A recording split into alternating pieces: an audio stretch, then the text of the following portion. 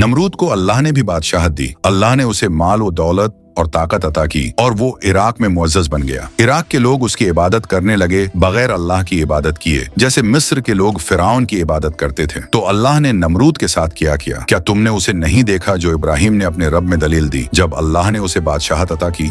इब्राहिम ने कहा, मेरा रब वो है जो जिंदा करता और मारता है।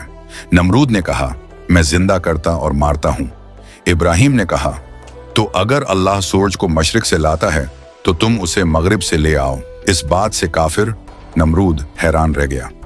नमरूद ने कहा, ए इब्राहिम, हम तुमसे बात लंबी नहीं करना चाहते। कल हमारा वक्त है, तुम और तुम्हारा रब। मैं अपनी फौज इकट्ठा करूंगा और तुम भी अपनी फौज ले आओ, फिर देखें किसके पास इज्जत और बादशाहत है। इब्राहिम ने कहा, हाँ, हमारा वादा कल सूरज निकलने के वक्त है। नमरूद ने अपनी फौज को इकट्ठा किया। लाखों लोग सफबंदी की और सूरज के तुलुआ होने का इंतजार करने लगा। उसने अपने सिपाहियों को जर्रा पोश और हर कस्म के हथियारों से तैयार कर लिया।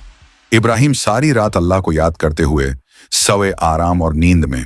सूरज निकलने से पहले इब्राहिम अकेले चल पड़ा। उसके साथ कोई नहीं था। नमरूद ने उसे देखा और कहकहा लगाया, कहा, देखो, इसके साथ कोई नहीं, उसका रब भी कोई फौज नहीं रखता। नमरूद ने इब्राहिम से पूछा, आए इब्राहिम, तुम्हारा रब कहाँ है और तुम्हारे रब की फौज कहाँ है? इब्राहिम ने कहा, जब सूरज एक नेज़े के बराबर बुलंद हो जाएगा, मेरा रब अपनी फौज भेजेगा।